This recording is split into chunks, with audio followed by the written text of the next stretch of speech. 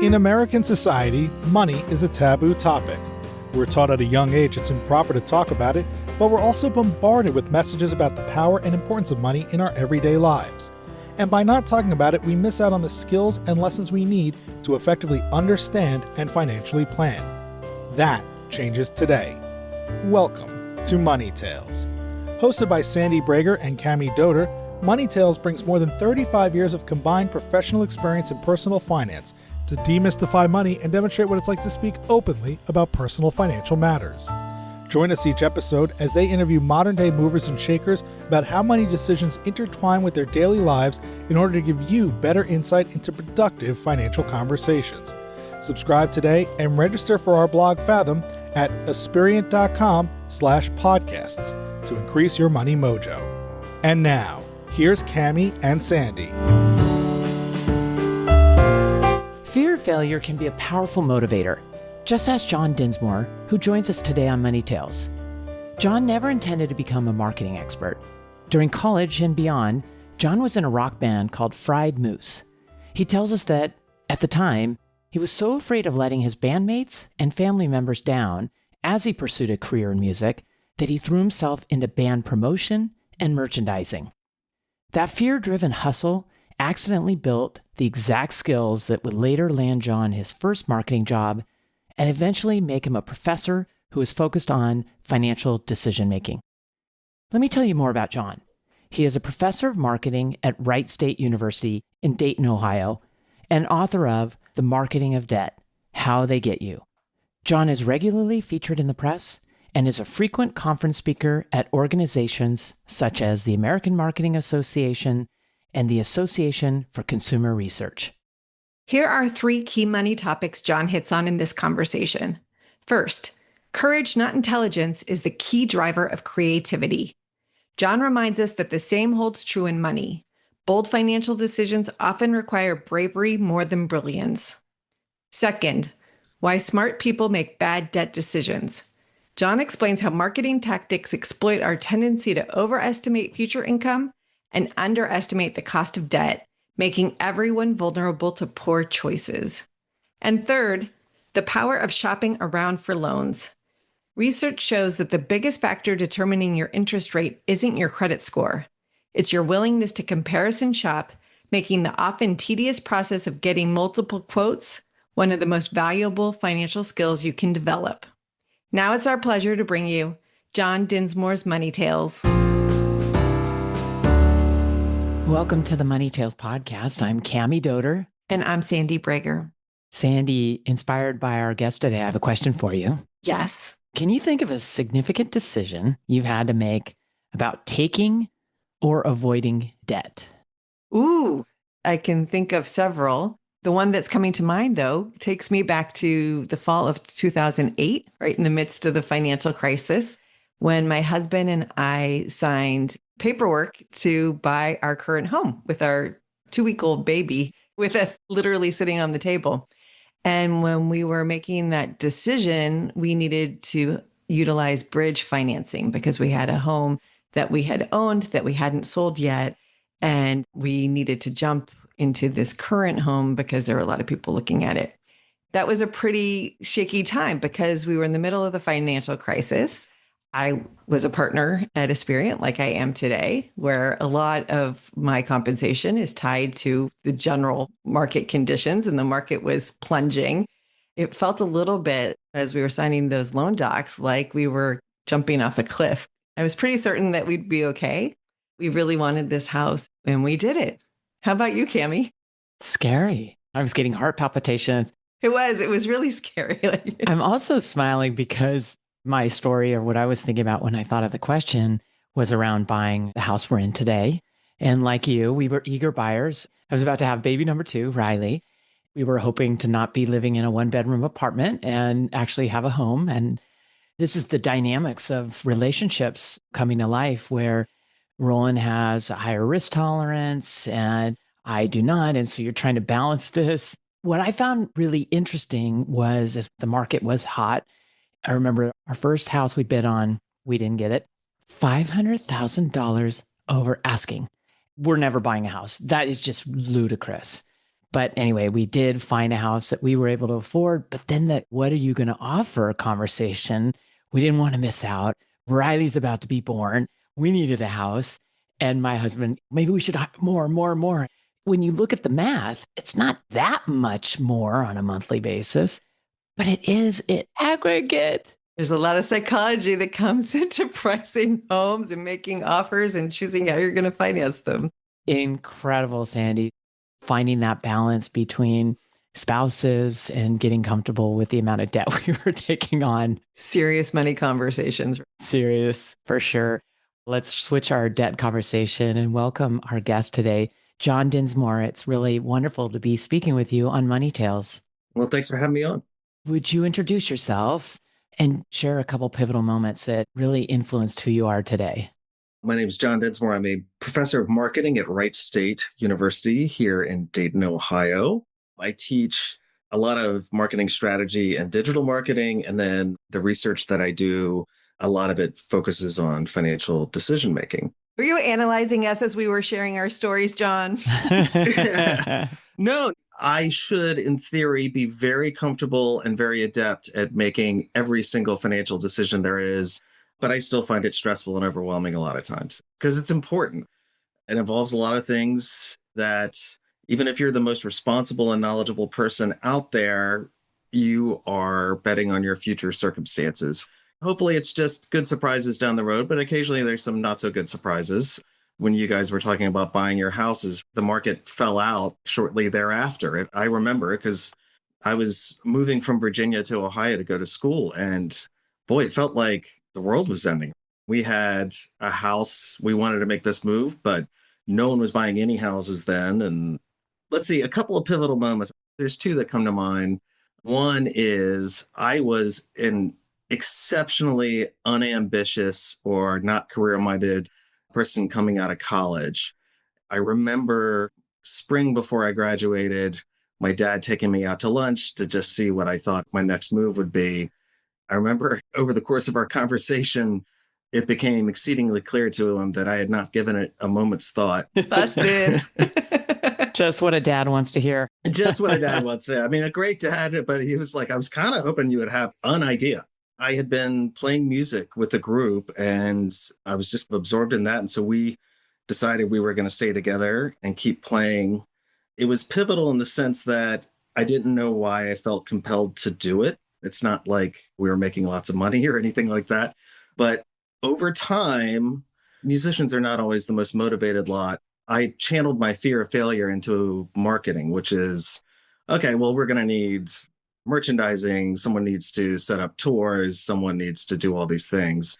So I started doing that more just out of a fear of failure than anything. But over time, as the music dream started to fade, it led me into my first job at a marketing agency because I was comfortable and literate on all the things involved with getting exposure for things and trying to sell products.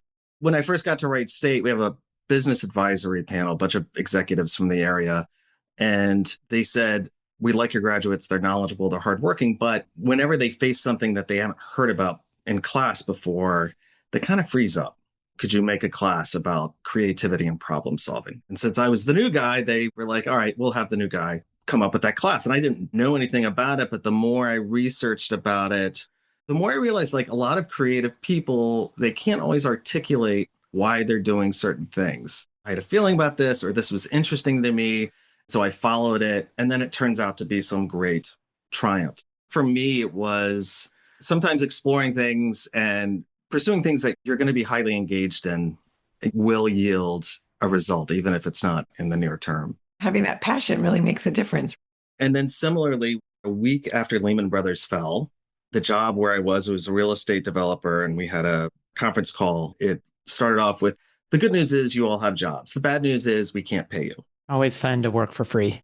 As you guys were talking about with your decisions on buying a house, with the support and encouragement of my wife, she said, you've always said you wanted to do the teaching thing. This is not a good time being out of work, but if there's ever a good time to go back to school. We rented out the house because no one was buying houses and moved to Ohio. And it was not easy. And I felt my putting my wife and my mother out with this thing that might just be some flaky idea, but it turned out to be a really great thing. That's fantastic, John. It's nice when it does figure itself out. And tell us about this unambitious child. When you were growing up, when did money start having meaning to you? And when did you start learning about money? I was pretty lucky. I had two well-educated, pretty successful parents. It was not a scrappy upbringing, but at the same time, I started working as early as I was legally allowed. The idea of having my own money appealed to me. You're motivated by money. I am motivated, even though I guess I may present otherwise, but I found that to be really exciting just to have access to my own money.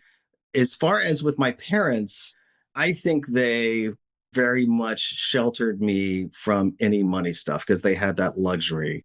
And I would say for my father, his father died when he was young. He grew up single parent household. Mom was a secretary. Money was tight. He remembers what it felt like to have those pressures and conversations on him. So I think he very much overcompensated, but just, I want my kids just to go be kids. And it was great, but I did grow up without the slightest concern about what I was going to do with my life. But eventually I gravitated towards it. Tell us with that in mind about being, I'm going to guess it was a rock band. It was. Embarrassingly, the name of the band is Fried Moose. It is on all streaming platforms if anyone's interested. And we still get together every couple of years. So fun. So you're in a college rock band. It sounds like you were pursuing that after college. And you talked about moving into the promotion of the band out of a fear of failure. And I was curious if you could explain what that meant as someone who was motivated by money and having this fear of failure. What was going on in your mind at that time? Part of it is also I'm a people pleaser by nature. I probably more motivated by not letting people I care about down more so than letting myself down. I had my friends who were looking at me to do these things, but I had also told my family that this is what I was going to do. I didn't want to spend a couple of years and not have anything to show for it. I feel like I'm on the couch now. I smoked cigarettes for a number of years. My last day of smoking was the last day of my honeymoon. I tried a million times. I just found the notion of not smoking to avoid letting my wife down a lot easier than if it was only about myself. I eventually would slip back into, well, I can have a few. And then, of course, you're like a chimney within a couple of days. I think it was really not letting the people around me down that really drove me. You're building up these great skills in marketing and promotion. And I had no idea that's what I was doing at the time. You decided to leave Fried Moose. You got presumably your first professional job after college. So I moved to Washington, D.C., just a couple hours up the road from where I was. And I started interviewing around. I was temping immediately and then interviewing around. And what I found was it was sort of a self-selecting thing. I interviewed for a sales job. The first interview was 15 minutes. Okay, we realized that you don't have 6 heads or horns or whatever, then come back in a week. And here's a bunch of materials about our company. When I came back, I had corrected all of their marketing materials. I was like, well, this should really be like this. The sales guy looked at me and said, we have a marketing department for that. You're interviewing for sales. So that was pretty much it. I interviewed around, and then finally I was fortunate enough to be the first employee of Paul Feldman, who had just left being a vice president at American Express to start a marketing agency. And so we very much clicked. It was a good conversation, and we were interested in marketing, obviously, but saw a lot of things the same way. Sometimes things work out for a reason. I wasn't trying to blow up my other interviews. It's just, I guess I couldn't help myself. You were authentic. You found that perfect place. I want to understand a little bit more about this class you were brought to teach around creativity and problem solving, because I think that's so important in life. You hadn't taught it before. How'd you go about creating a curriculum? And then tell us a little bit about the experiences, because I really think it's so important, whether it's money problems or life problems, having that creative lens is quite helpful. I got asked to create the class. There's a professor at Stanford, Tina Seelig, I believe is her last name, and she's published a lot of books on creative. So I started with her. She's great. If anyone's ever looking, I would start with her. Then just followed it to other places. Some questions would just naturally occur to me. What are the conditions? What are the traits that are most conducive to creativity? Intelligence is not related to creativity typically. There's certain personality traits, being extroverted and things like that. But probably the biggest thing is courage. It takes a lot to stand on your own 2 feet and say, here is an idea that is mine, judge it. That's really intimidating. Whether you're talking about financial risks or creative risks, being able to stand there and take ownership of it, it takes courage. That was where a lot of it came from. And then I would just look at famous examples of problems getting solved. The students are usually pretty grossed out by it, but on Netflix, there's a documentary, it's Bill's Brain, about Bill Gates. So we watched the whole thing about how he was getting engineers and inventors to create toilets that would work in rural, far off communities in Africa to reduce disease. It's amazing. It's totally gross because there's poop all throughout the documentary. My kids will love it. But you're looking at really smart people trying to reinvent something that's been taken for granted for how many decades or centuries. When you do things like that, it's instructive that people who are celebrated for their creativity, this is how they did it. I'm curious, did you ever talk about money in that class and money problems? Not money, it's usually business problems. We'll look at the post office has had some financial issues. We'll come at it and say, well, here's the structure of the post office. Here are the benefits that it provides. The exercise is, do we change the benefits that it provides, or do we change the structure and still be able to provide the same benefits? It's exercises like that. Money obviously comes into play. I don't have personal finance exercises in that class, no. Well, it makes me wonder about your own life and whether you've had a chance to apply this creativity thinking to your own personal finances, and if so, how that's played out for you. When you ever hear creative and finance together, you think of like Arthur Anderson or something, may they rest in peace. Money is really just a tool. A money problem is also related to some other problem. You need these things, but it requires this resource, and the resource is too scarce.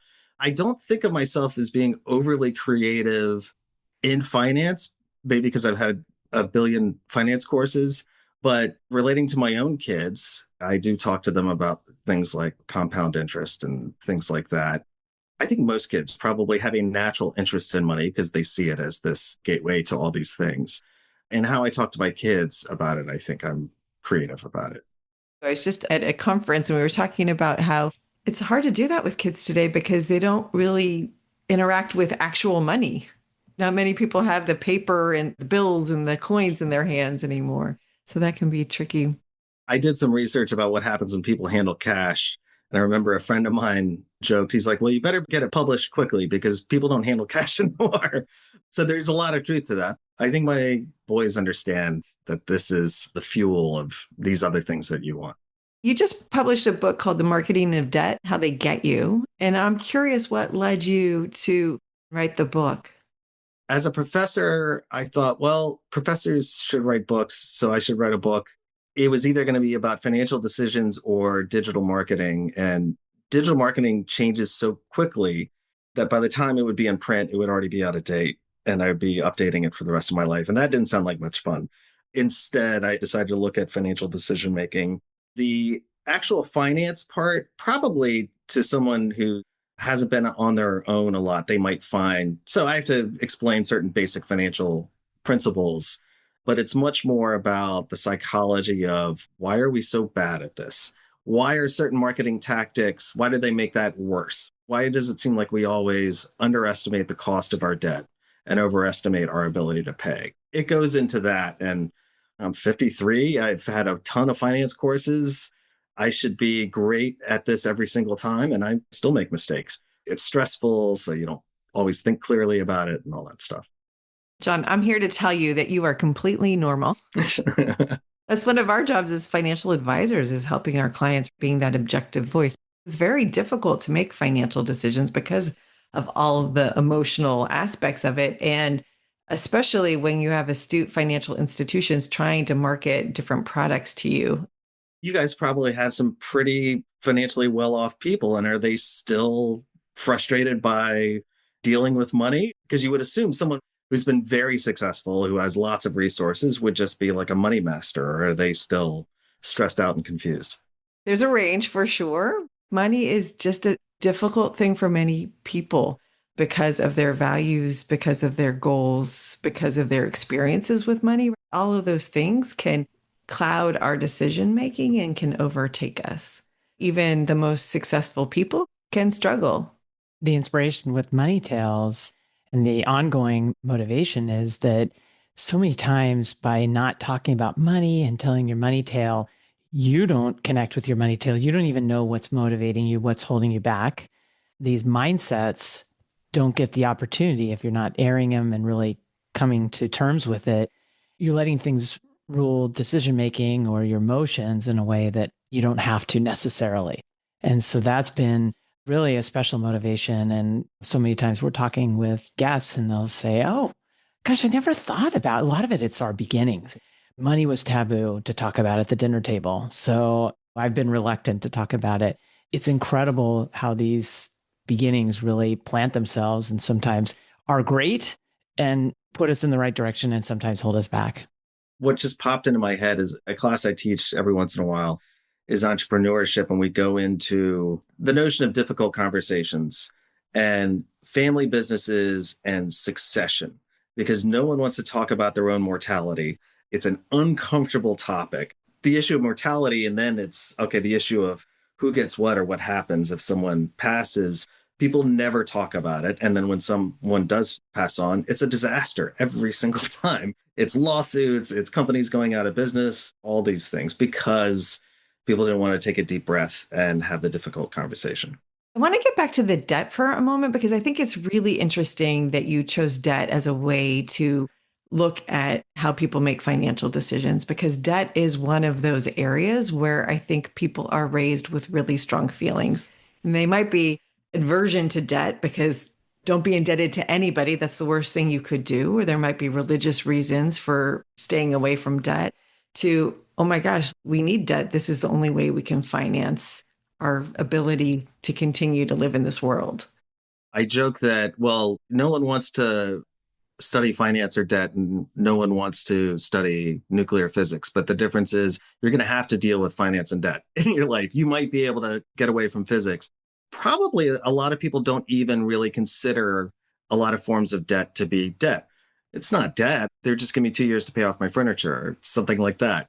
Debt is a very useful, good thing if it's used well. I remember one of my very good friends lives in Louisville, and I was in town to see him. And he said, oh, there's this great new bar on top of this new hotel. We should go there. And he said, this very wealthy guy built it, and he doesn't like debt. So he only would just use the cash in his account. And I was like, well, that's maybe not optimal, but whatever. And so we go and we go to the front desk and say, what floor? And they tell us, it's on the 15th floor or whatever. And it turns out that 3 or 4 of the floors of the hotel had not been finished yet because the guy ran out of money. Oh, that's a beautiful example. The guy was fine ultimately, but it's a good illustration of that can be a very useful, helpful thing.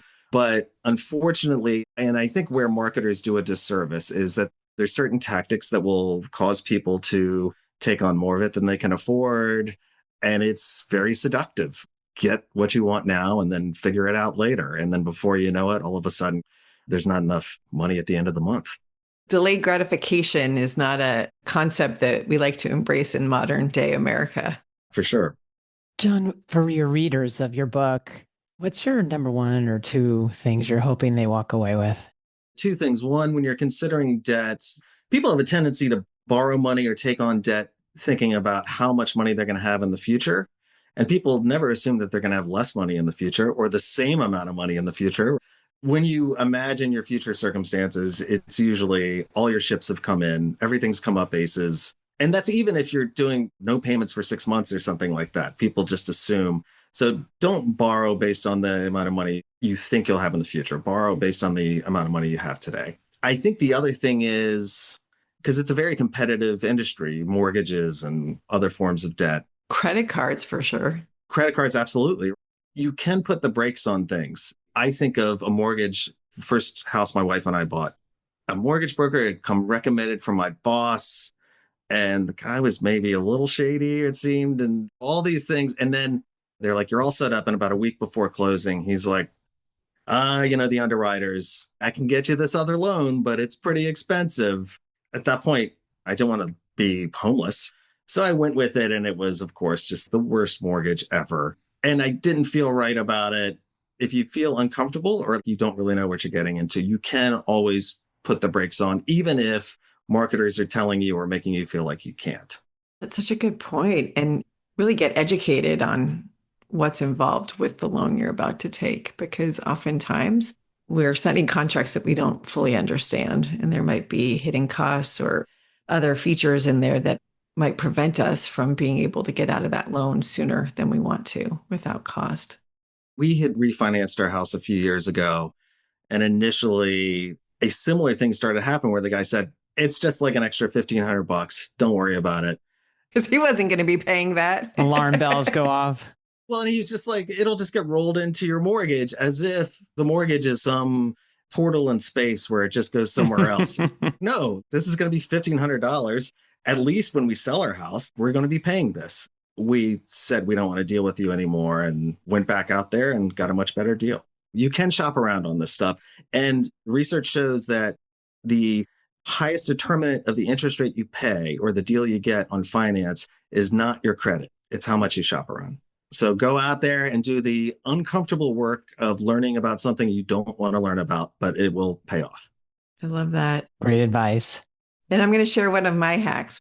A good thing to do generally is to consider freezing your credit with the major credit agencies, because that protects you from someone else fraudulently applying for a loan on your behalf. When you freeze your credit, no one can pull your credit scores unless you thaw your credit, which you can do by taking action.